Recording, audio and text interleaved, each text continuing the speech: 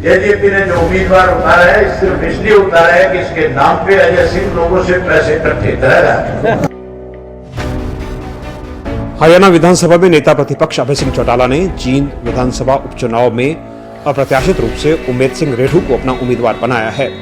गौरतलब है कि इस विधानसभा क्षेत्र में रेडू गोत्र बहुसंख्या में है और इसीलिए इनेलो ने गोत्रवाद का समीकरण खेलकर सबको चौंका दिया है। कार्यकर्ताओं के बीच उनका हौसला बढ़ाते हुए उन्होंने कहा कि उमेद सिंह स्थानीय उम्मीदवार हैं और वे घर घर जाकर ये प्रचार करें कि जींद की पगड़ी का सवाल है। वहीं अभय सिंह ने जींद की पगड़ी के साथ साथ अपने बड़े भाई अजय सिंह पर कटाक्ष करते हुए कई गंभीर आरोप भी लगाए। उन्होंने कहा कि अजय सिंह को दिग्विजय की हार जीत से कोई मतलब नहीं है, बल्कि वे उसकी आड़ में पैसा इकट्ठा करना चाहता है।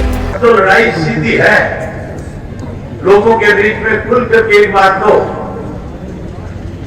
कि जींद की पगड़ी का सवाल है। हमने तो जींद की पगड़ी बेदू के सिर पे रख करके आपके बीच में भेज दिया।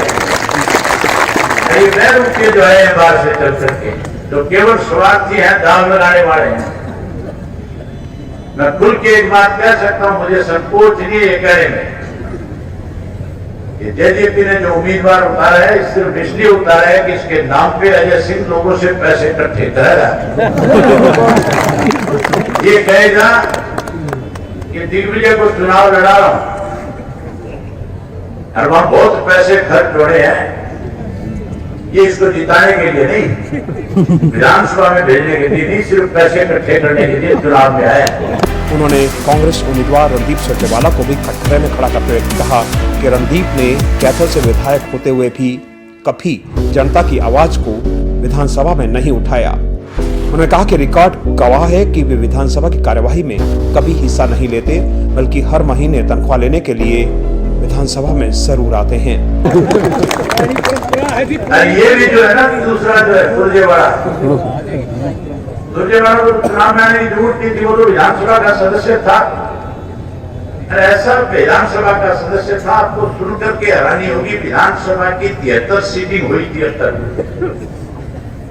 इस 4 साल के अरसे में टोटल 73 सीटिंग हुई है और उस 73 सीटिंग पे केवल 6 सीटिंग के अंदर ये विधानसभा की हाजिरी लगाने गया।